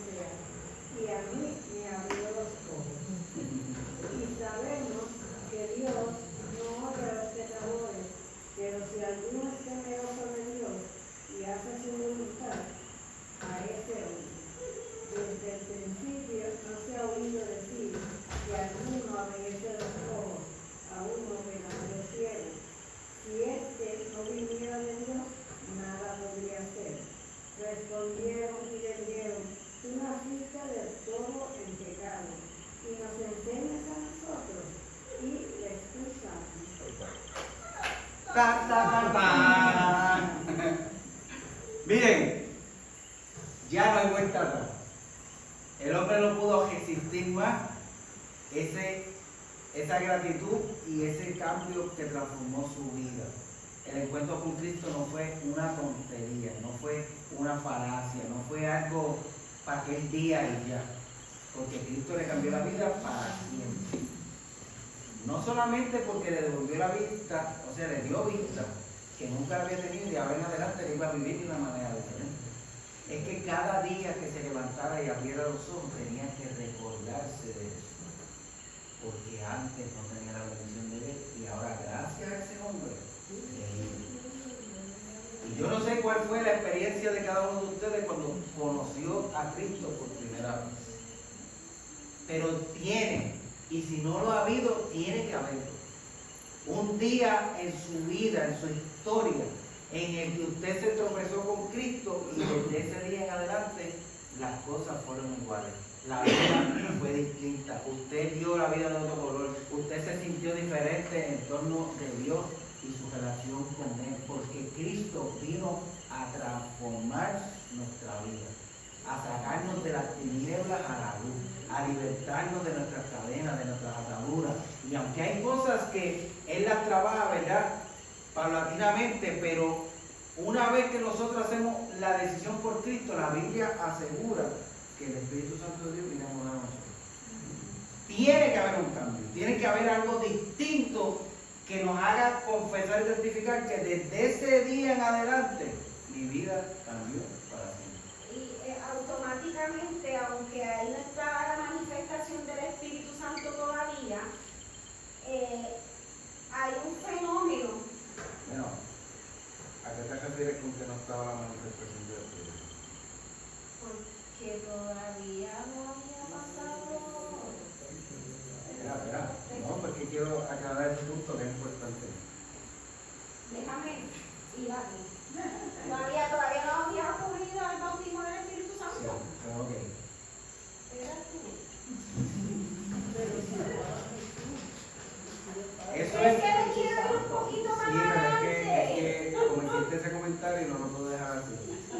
Porque ciertamente el bautismo del Espíritu Santo, aquello que Cristo prometió de la llegada del Espíritu Santo como ministerio para la iglesia, no había acontecido, pero Cristo mismo y su Espíritu estaba allí. Por eso aquellos que iban caminando a Emaús decían, pero no ardía nuestro corazón cuando Él nos abría la Escritura. ¿Quién hace esa obra?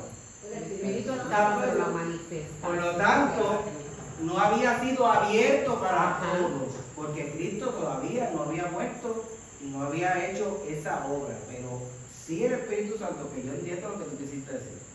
Pero es que quiero traer esa aclaración, ¿verdad? Porque es importante, porque en Cristo estaba toda la plenitud de Dios. Así que todo lo que él hacía, él mismo decía, mis palabras son espíritu y son vida. Y por ahí para abajo. Que ahí prácticamente hubo un fenómeno, vamos a decir, porque él, sin saber de la ley, de las escrituras, y totalmente, porque como los escribas y los fariseos eran los maestros, él no era maestro, pero él les refutó de tal forma que ellos no pudieron decirle nada, y como eso fue, les dio la paciencia a ellos, pues por eso los expulsaron, porque no tenían argumentos para poder debatir con él. Pues prácticamente él era reconocido que ese hombre era adorador, que Jesús era adorador, porque si fuera un pecador, Dios no lo escucharía y no hubiera sanado. Pues entonces hay algo en ese hombre, hubo un reconocimiento, pues automáticamente, prácticamente fue como si la sabiduría de Dios hubiera sido depositada en ese momento para él poder contestarle como le contestó a los maestros de la ley. Sí, porque precisamente ellos no tenían la capacidad de tener una Biblia en la casa como usted y yo lo tenemos, pero cada vez que se reunían en la sinagoga se leía una porción de la Escritura. Cada vez que había actividad en el templo se leía una porción de la Escritura. De hecho, ese era el trabajo de los que hacían el ejercicio del sacerdocio, ¿verdad? Y los maestros de la ley. Pues no era que ellos no sabían lo que la Biblia decía, la palabra de Dios. La ley y los profetas estaban allí. Por eso es que vamos a ver cómo termina este capítulo. Precisamente ese era el problema. Que ellos conocían la verdad, se suponía que si a alguien se les revelara el Mesías desde que lo vieran de primera instancia fuera ellos, porque ellos sabían todo lo que dice la Escritura sobre él, pero tenían ceguera espiritual porque su corazón estaba endurecido. Habían dejado de adorar a Dios y adoraban una institución, una religión, algo que ellos habían creado y lo amaban más que el propio Dios que entregó la ley allá en el mundo. Así que este hombre no pudo resistir la obra del Cristo en su vida y su corazón se llenó entre gratitud, admiración, agradecimiento, amor hacia Jesús, que no pudo. Él sabía dónde iba y sabía dónde iba a terminar la conversación. Me van a votar, pero no importa. No voy a negar al que me sanó, no voy a negar al que me cambió la vida, no voy a desistir de decir quién es. Y esto que él hizo, pues miren, los salmos hablan de que Dios no oye al pecador, de que Dios oye a los justos, de que el favor de Dios está con los justos. Él admira de ellos al altivo, pero al humilde lo mira de cerca, lo exalta. La Biblia está llena, la palabra de Dios, la que ellos conocían, está llena de precisamente ese conocimiento. Así que él usa versículos que conoce, parte de la Escritura, ¿verdad? La información que tiene le hace decir, y obviamente el Espíritu que está dentro, bregando con él y haciéndole reconocer a Cristo, no lo puede dejar callado. Así que él se desborda de tal manera que le cierra la boca a los escribas y fariseos, lo único que pueden hacer es insultarlo y votarlo. Pero Jesucristo vino a buscar y a salvar todo lo que sabía decir, ¿verdad? Y si usted se hace hijo de Dios, nunca en la vida va a ser huérfano. Así haya sido huérfano de padre y madre en esta tierra, nunca en Dios es huérfano. Así que, Yesenia, puedes leer los versículos finales. La ceguera espiritual. Jesús se enteró de que habían expulsado a ese hombre y al encontrarse con él le preguntó: ¿cree en el Hijo del Hombre? Él le dijo: ¿quién es, Señor? Dímelo para que crea en él. Jesús le contestó: pues ya lo has visto, soy yo que estoy hablando contigo. El hombre le dijo: creo, Señor. Se puso de rodillas delante de Jesús y lo adoró. Entonces Jesús dijo: yo he venido a este mundo para juzgarlo, para que los ciegos vean y para que se queden ciegos los que ven. Pausa. Es que ese final está bien. Ese final. Miren, Jesucristo, conociendo la maldad en el corazón de los fariseos, sabiendo que este hombre iba a testificar de Cristo y le iba a costar su expulsión, buscó la manera de encontrarse con el hombre, porque miren lo que dice: Jesús oyó decir que habían expulsado al ciego, y cuando se encontró con él, le preguntó: ¿crees tú en el Hijo del Hombre? Él no le dijo en cualquiera, ya le está hablando con propiedad. Así que hay una revelación directa entre Jesús y ese hombre que está allí, que estaría con un sentimiento agridulce ahora mismo, porque él hizo lo correcto, en su corazón sabe que testificó de ese Jesús, porque él fue el que lo sanó y no lo iba a negar y no iba a retractarse de que fue un milagro que hizo alguien lleno de Dios y dirigido por él. Pero le costó su vida social, le costó su vida religiosa, le costó seguro su vida familiar, porque acuérdense que los papás se renunciaron a decir la verdad. Pero él dijo: bueno, aunque me deje mi papá y mi mamá, yo no puedo negar a Jesús porque él fue el que me salvó y me dio la vida. Así que hay una situación dentro de este hombre, porque ahora pues sí, va a caminar con su conciencia limpia y con paz en su corazón de que dijo que sí a eso, pero va a enfrentar las consecuencias de su decisión. Automáticamente decidió por Cristo, se perdió la sociedad. Y eso, pues seguramente lo tendría un poquito, ¿verdad? Como, ay, ¿qué voy a hacer ahora? Jesús se lo encuentra. Y le pregunta, ¿crees tú en el Hijo del Hombre? Él le dijo, Señor, dime quién es para que yo crea en él. Y él no está haciendo cuestiones, no, dime quién es, porque no lo he visto, no sé quién es. Yo lo escuché, pero no lo vi. Dime quién es, porque yo quiero quién es, ya yo me decidí por él, por lo menos alguien voy a tener. ¿Y quién mejor que él? Jesús le contestó, ya lo has visto. Soy yo con quien estás hablando. Entonces el hombre se puso de rodillas delante de Jesús y le dijo, Señor, eso es una conversión automática. ¿Y qué conversión? Imagínate, está a los pies del Salvador del mundo ahí en vivo, en persona. Y está aceptando el testimonio de Cristo de su propia boca y reconociéndolo como el Señor de su vida. Así que en este hombre se cumple la palabra directamente, aunque mi padre y mi madre me dejaran, Jehová con todo me recogerá.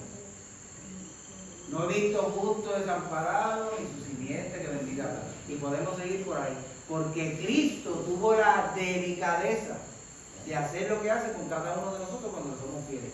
Nunca nos abandona. Aunque nosotros seamos infieles, Dios no puede ser infiel. Imagínense si usted y yo le somos fieles. No hay forma de que le falle. Y Cristo fue a encontrarse con este hombre para darle la oportunidad de reubicarse a una nueva familia, la familia de Dios, a través de la obra de Cristo.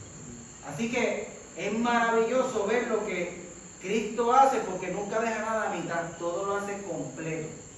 Y esta persona perdió tal vez un estatus social, tal vez perdió la cercanía y la comunión directa con la familia, con los padres. No sé hasta qué punto, ¿verdad?, podría eso afectar, porque fue excomulgado de la sociedad. Este está votado completo, porque dijo que Jesucristo era el Mesías.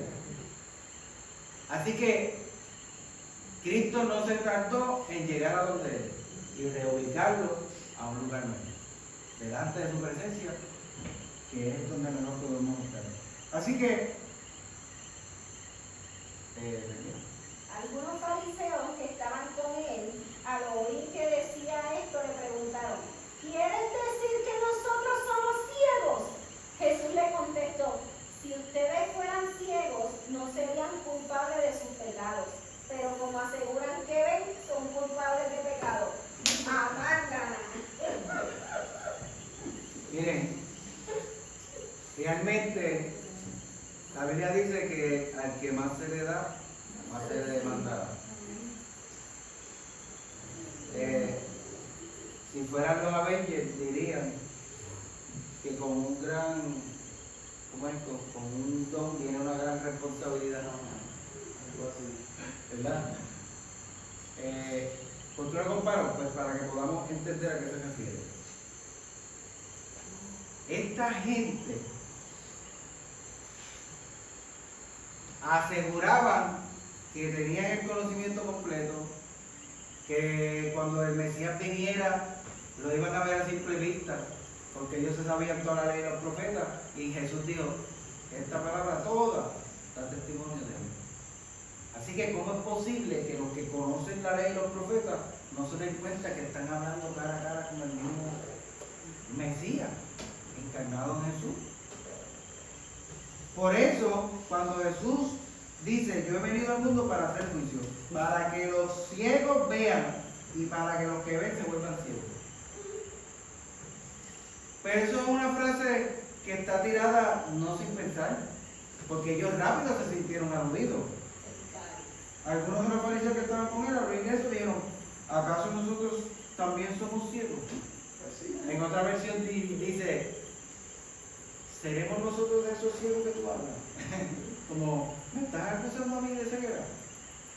Y Jesús le dijo, si ustedes fueran ciegos, no tendrían culpa del pecado. Pero como dicen que ven, entonces son culpables. ¿Por qué? Porque yo estoy delante de ustedes, aquí al frente, y ustedes no quieren aceptarme y dicen que no me ven. En mí se cumple todo lo que dice la Escritura de que el Mesías iba a hacer y a hacer. Y ustedes no quieren creer que yo soy el que Dios dice. Pues entonces, cuando ustedes que dicen que ven, no me ven a mí. Ustedes son más culpables de eso que todos los demás. Así que permite el Señor que nosotros no seamos ciegos a Cristo nunca. Y que podamos siempre ver y escuchar la voz de Dios, y estar atentos y alerta a lo que Dios quiere hacer con nuestra vida. Estas lecturas de la Escritura nos ayudan y nos enseñan a ver que la obra de Jesús no se limita a lo que yo pueda decir o pensar, sino que Él, que conoce la necesidad de cada uno de nosotros, conforme a su palabra y a su voluntad, trabaja en cada uno de acuerdo a lo que puede hacer con nosotros. La palabra de Dios para todo el mundo, pero las necesidades de todo el mundo no son las mismas. Así que como Dios es capaz de suplir toda necesidad, Él trabaja con cada uno de acuerdo a la necesidad de todos los. Por lo tanto, mis hermanos, le insto a que busquemos cada día la manera de aprovechar todo lo que la Escritura nos da. Que podamos pedir al Espíritu Santo cada vez que tengamos contacto con la palabra, que nos revele la palabra. Nosotros podemos pensar muchas cosas o discutir, se me escapa la palabra ahora de lo que quiero decir, interpretar la Escritura. Pero interpretar es una cosa y tener la revelación del Espíritu Santo que fue el que le inspiró es otra. Y yo prefiero la revelación del Espíritu, porque Él no falla. Yo puedo equivocarme, pero Dios no falla. Así que estamos haciendo un esfuerzo de tener un contacto más cercano con la Escritura, ¿verdad? Y que podamos aprender y apreciar de ella y profundizar para poder ser bendecidos y crecer en el Señor. Así que le damos gracias a Dios por la palabra de hoy. ¿Se han gozado? Amén. Amén. Dígame.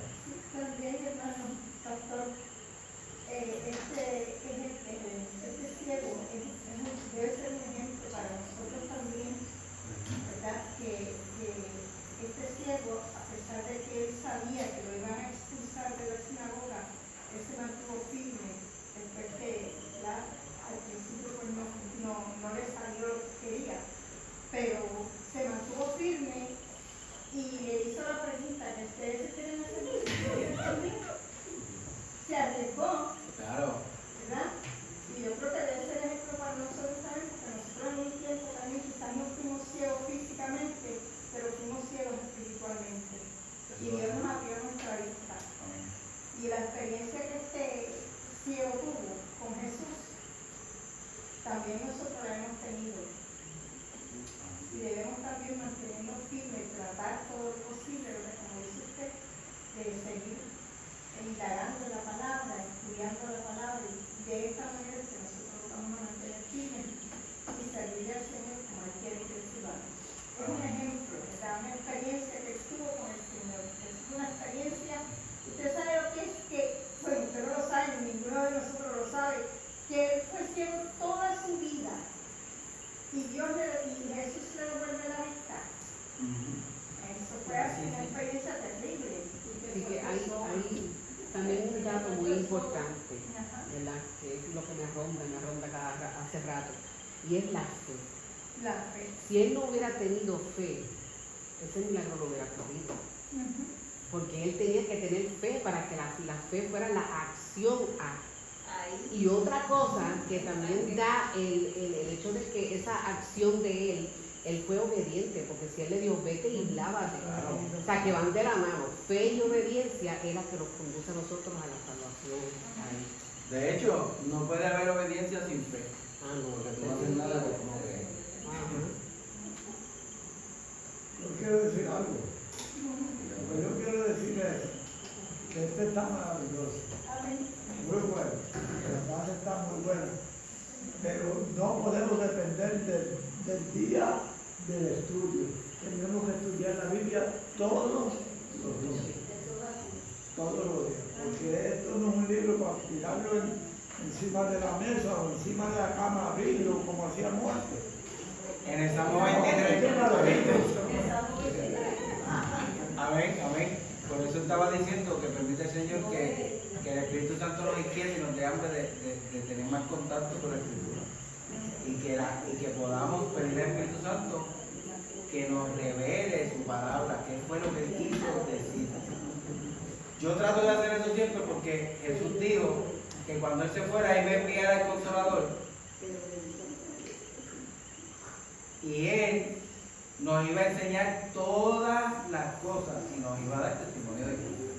Este es el testimonio de Cristo y fue inspirado por el Espíritu Santo. Así que ¿quién mejor para declararnos y quitar el velo de nuestros ojos y podernos enseñar la realidad del corazón de Dios que el Espíritu Santo, que es el que fue enviado para hacer eso?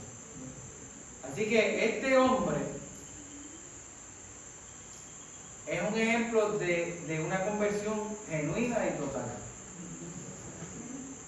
Él le preguntaron primero, ¿quién te sanó? Ese hombre que llaman Jesús. Hombre. Cuando lo interrogan los fariseos por primera vez, dije, bueno, yo creo que es un profeta. Y la segunda vez que lo interroga, él dice, o sea, él da testimonio de fe de ese hombre, porque ellos decían que no podía ser Mesías, que no podía ser enviado de Dios, y él dijo, no, espérate. Tiene que ser enviado de Dios, porque nadie que Dios no esté con él no hace esas cosas. Además, Dios no oye al pecador, sino a los que lo aman, a los que lo obedecen, a los que lo respetan. O sea, que saca a Cristo y lo pone en un lugar mayor. Y al final, no solo reconoce a Jesucristo como el Mesías, sino que lo reconoce como su Salvador. Y se arrodilla delante de Dios. Y recibe la salvación porque está directamente recibiendo una conversión directamente con el Salvador. Imagínese usted, cuando Cristo muere y resucita y después envía el Espíritu Santo, yo me imagino que ese hombre debería ser uno de los 120 que muere. Eso no dice la Biblia, me lo estoy imaginando yo. Por la clase de conversión y de encuentro que este hombre tuvo con Dios. Y yo creo que eso es lo que Dios quiere hacer con cada uno de nosotros. Pero como su Espíritu no es dado por medida, no hay límite para conocer y recibir a Dios, pues cada día podemos recibir. Por eso es importante que se convierta nuestra vida en una vida de disciplina cristiana, devocional, buscar a Dios cada día, orar, leer la palabra, tener momentos en que el Espíritu Santo pueda ministrar nuestra vida a la vez que nosotros adoramos. Amén. Así que permita el Señor que esta clase sea de bendición y que podamos seguir creciendo. Así que vamos a estar de pie y vamos a darle gracias al Señor y vamos a orar.